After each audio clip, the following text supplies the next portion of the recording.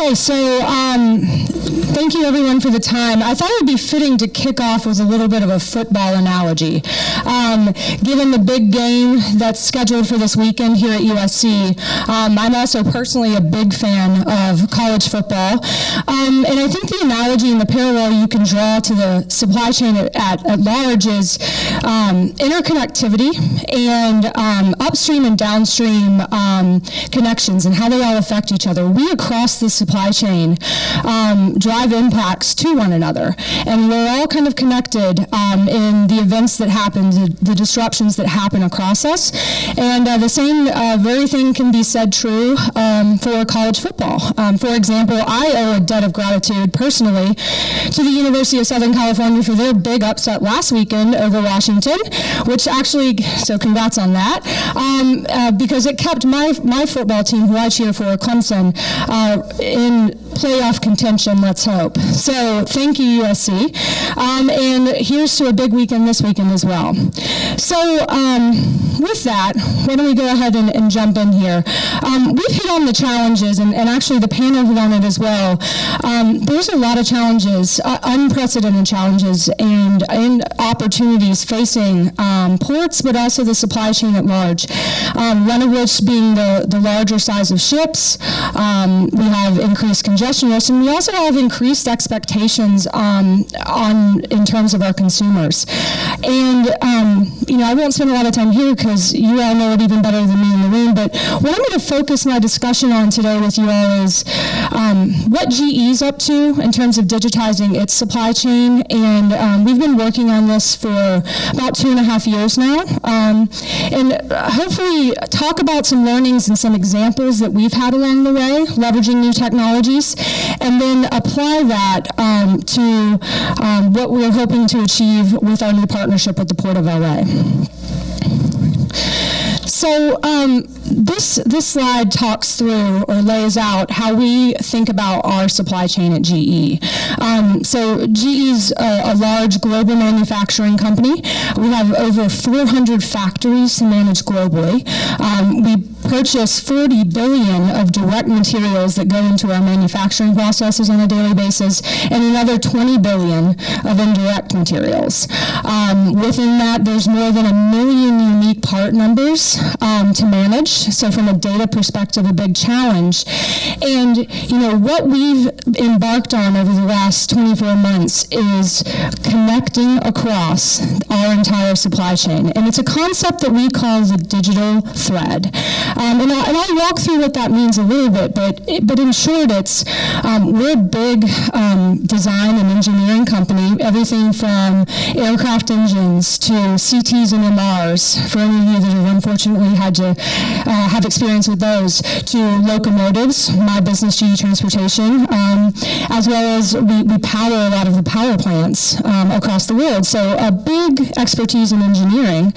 And, never before until the last few years have we really integrated our IT systems that govern those processes all the way through our supply chain. So think of a world where you have digitized 3D drawings in your engineering process, connecting that to the materials that you buy, connecting that to the manufacturing processes and systems that govern that, and then connecting that into our logistics processes and systems, leveraging many of you in the room, and then all the way to delivery of that giant gas turbine or aircraft engine at a customer, and understanding how that unit's performing in the field.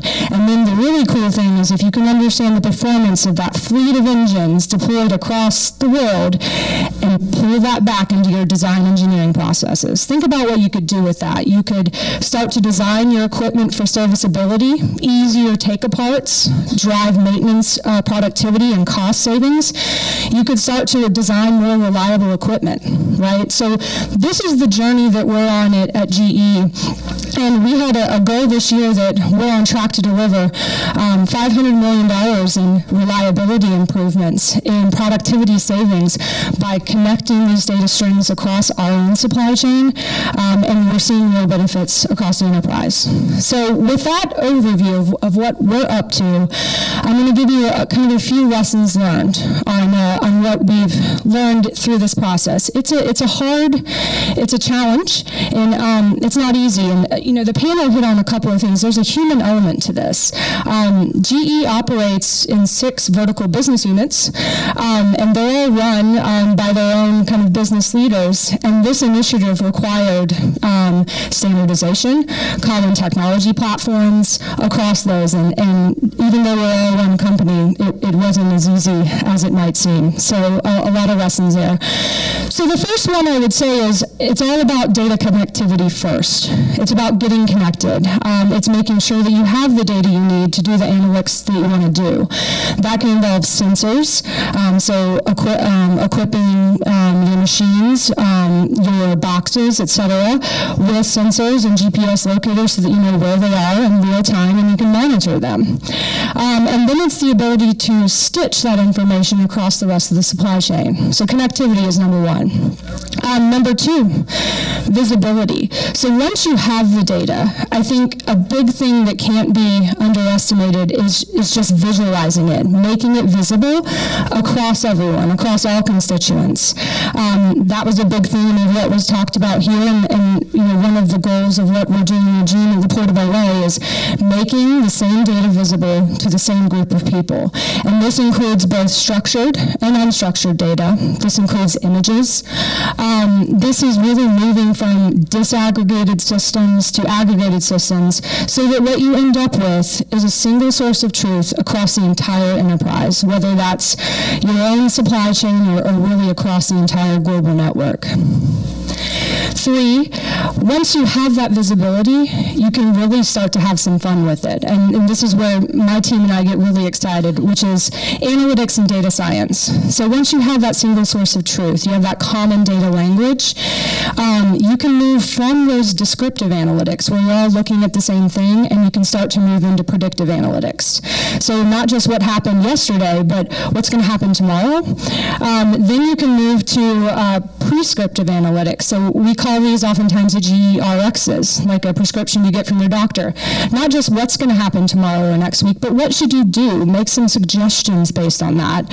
And then lastly, with all of these analytics, having a truly optimized environment, considering multiple variables across the supply chain.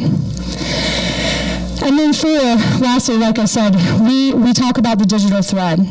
And this is ultimately seamless interoperability. And this is the last piece that we're working on right now within GE. And I think the key thing to note is what we've found is that it's about vertical connection, but also horizontal. And what I mean by that is you have to digitize within key processes. So that may be within a port, that may be within a railroad, that may be within a trucking line. But then, and at GE, it's within engineering, within manufacturing, within sourcing, but then the most important piece is digitizing across. And you have to make that easy. You have to have an open and flexible environment to do that. And so let me hopefully make this a little bit more real. Those are the 4 examples of what we learned, or 4 lessons of what we've learned. Here's a couple of examples of real things that we've seen at GE. The first one's pretty simple, actually. It was an initiative called Sourcing Big Data that in my prior job I led across GE, where we took siloed information from more than 200 systems across GE, and we brought that into a single source of truth. So, the magic bullet here was we didn't have part number standardization. We didn't have that common language across data. We created that, and for the first time, we were able to see these metrics listed here on the page across all of GE. So what did this mean? It means before these dashboards, a sourcing person in GE Aviation might be buying a bearing for one price, whereas a sourcing person in GE Transportation buying that very same bearing at another price.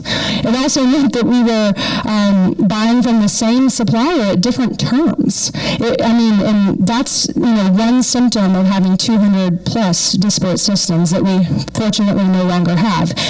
What that enabled us to do, it enabled us to arm our purchasing team and our sourcing professionals with real-time information. They now go to their negotiations with an iPad with these screens and have much more fruitful negotiations. And it enabled us to save $40 million a year. And this started in 2015 and it continues this year. So, one example of just kind of visibility and same language really driving an impact across an enterprise. The second one I'll talk about is related to my current business, which is GE Transportation. So just let me spend a minute talking about our manufacturing plant in Grove City, Pennsylvania. We overhaul north of 2,000 locomotive engines there annually. So it's a big facility. And what we've been able to do here is really digitize a lot of our manufacturing processes. We've equipped our locomotives with sensors so that in real time we can monitor the performance of our parts within those locomotives, so that when it's time for them to come in for scheduled maintenance, we know which parts require maintenance, which parts do not, and so we can push that locomotive through the overhaul process faster. It enables us to have faster turn time. It enables us to therefore overhaul more locomotives, and it's really reaping great benefits for us. So we're only 20% of the way there with this factory, but we're already seeing $25 million in productivity just because of that increased throughput through the factory. So more to come there, but that's a great example, I think, of digitizing the manufacturing process and connecting that to a services process out in the field. And then I'll just spend a minute on what our vision is. So our vision is leveraging these same technologies that we are leveraging inside GE and bringing that and making that available to the supply chain at large. So leveraging our analytics platform Predix, we hope to make it possible that you can share these technologies across all of the supply chain in an open and secure environment. And we've been operating as GE Transportation for a long time in the rail industry. And with our partnership that we've announced this week with Gene at the Port of LA, we also hope to draw parallels that we're experiencing with railroads and with yards and even within ourselves today at the port. So as we've alluded to many times today, very excited for our new project that we've announced with Gene, the Port Information Portal. And really, I'll steal one of the quotes I heard from Al earlier. The goal here is a seamless exchange of data. To enable advanced planning, to enable linkages to better scheduling. The bottom line is the right data at the right time to the right person, and only to the right person, because security is a big piece of this. We're building this in a flexible and secure environment, meaning we're going to make dashboards available. We're also just going to make EDIs and APIs available if you want to have your own dashboards or your own integrations. And it's really about channeled access. So, I only would get to see the data pertinent to me and vice versa, which is critical. And like we talked about on the last panel, and like we talked about with that sourcing example, our belief with this pilot is that if we can make the same data available, the same language to all of the supply chain constituents that work at the Port of LA, we can really prove value, just like we've seen with GE, but in other examples as well. And then here's kind of our thoughts at applying our learnings, our 4 learnings from GE to our path that we're on with the Port of LA. So, the first step is integrated data inputs, those visualizations, and then moving up that value chain to more advanced analytics to enable optimized planning, as well as, optimized resource utilization and chassis operations, et cetera. So this is our vision, and we have some demos outside available at our booth, just in case you're curious to learn more of what our vision is for the future. So thank you again for allowing me the time to talk. I'd love to take a few questions if there's time. Thank you. Yep. I got one quick question, Jennifer. We've been doing So we've been doing a similar thing in the air cargo space. So, trucks coming in and out of airports and working with different carriers, and obviously all the scheduling. But one of the key things I saw that's maybe missing, particularly when you start to work with the community, is data cleansing, because everybody's got data in different formats. And if we don't all abide to one standard, how do you go about cleaning the data, validating the data, enriching the data on the front end of that process? That's a huge, you're spot on, that's going to be a huge part of the project. So there's two ways that we typically go about it. Standards are the ultimate. So you're getting a lot of tee-ups for your talk a little bit later. And that's the ultimate, and that's what we drove in that sourcing example. We ultimately had to implement processes to arrive at standard part numbers within GE. So I think we'll probably eventually, as an industry, have to get to standards. In the meantime, there are technologies applying actual machine learning and AI techniques at data cleansing as well. So there are technologies you can do to look at fuzzy matching and things. It'll get you 70, 80% of the way there in the meantime, but you're right, we are going to have to think about standards as we move forward. Again, though, there's ways to kind of get, apply the 80-20 rule with applying fuzzy matching logic and things like that to find, similar things within data and applying kind of cleansing algorithms. So I think we'll leverage both in that. But, cleansing other aspects of data engineering, munging different data sources together is a lot of hard work. A lot of hard work. Thank you. Yes, now at a port like Los Angeles, you've got hundreds of vendors, truck, rail, freight forwarders, et cetera, et cetera. Who is going to bring all of them together so that you can, roll out this system? And then secondly, if it's successful in Los Angeles, is that very same system then applied to other ports that want to do the same thing, or do you have to start over with them? I'll answer your second question first. So yes, the hope is yes. It would be largely applicable. Of course, with some changes in processes and custom requests, but the goal would be to scale it elsewhere if it is successful. And then on your first question, Gene Soroka's leadership at the Port of LA has been great, and he is helping us to drive buy-in around the pilot program. Of course, it's a pilot, so we're not trying to boil the ocean. We're not going to include all of the hundreds of people who do business with the Port of LA in the pilot. We're going to scope it so that we select those that are willing and most excited to participate, and hopefully prove the value with that, pilot scope, and then scale beyond that. Did that answer your question? Great.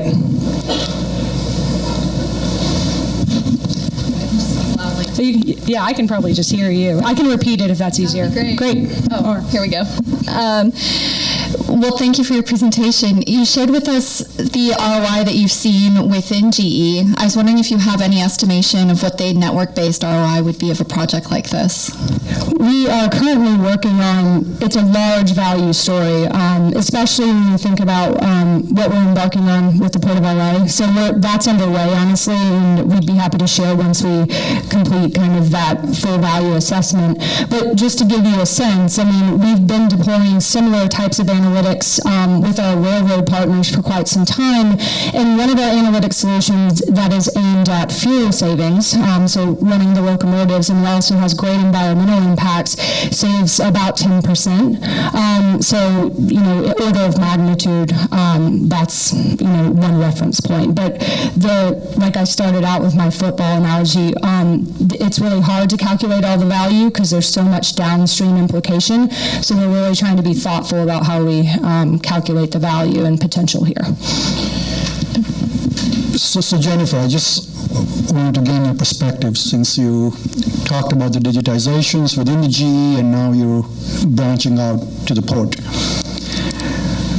The platform that we're working on it now with this collaborations with DOC in terms of setting the vision of having some sort of a standardization we've been talking about throughout the day, right? Without putting you on the spot, how do you see this opportunity that not just the company solutions, but global practices can then be merged into this conversation, that it's not agnostic to one company, systems, country, culture, but becomes a practice as a global supply chain execution. I think the opportunities are huge. I think it's even tough to quantify at this point, but someone mentioned the box earlier, which is a fantastic book. I mean, I think you can draw parallels from that.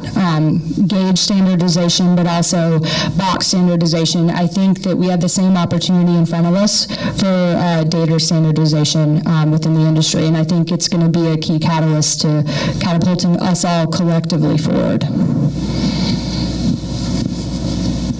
Any other questions? Yes? So with your first example where you had $40 million savings by standardizing your supply chain, allowing you guys to utilize the information to negotiate better with suppliers, how much of that savings comes from re-engineering or from engineering properly the first time by picking the right parts? Great. That's an awesome question. So that 40 that I quoted, that was pure price deflation. I mean, that was most of that was silliness that happens with disparate systems of buying the same part at different prices, and also some of that is cash improvements from payment term standardization. But that was kind of the year one cleanup effect, right? Now that we're in kind of year 3 of operating this, we're starting to see exactly what you just described. Now we can, especially as we connect the sourcing data in with engineering data, we can engineer parts better to take cost out, right? Using different metals, bringing in external data sources to understand market fluctuations and certain alloys, et cetera. Now we're really building on that, which kind of goes back to what we learned around analytics and data science. It's just the opportunities are endless. I mean, you get always, I think the first time you bring disparate data sources together, you get an immediate gain because you're seeing something together for the first time and you can slice it and dice it and do a lot with it. But now it's really fun because we're bringing in and enhancing it with additional data sources. We're asking very different questions, and we're doing more advanced analytics. So I think it's a continual path to get more and more out of it. Great. But great question. Thank you. Okay. Well, thank you very much again for the time, and enjoy lunch.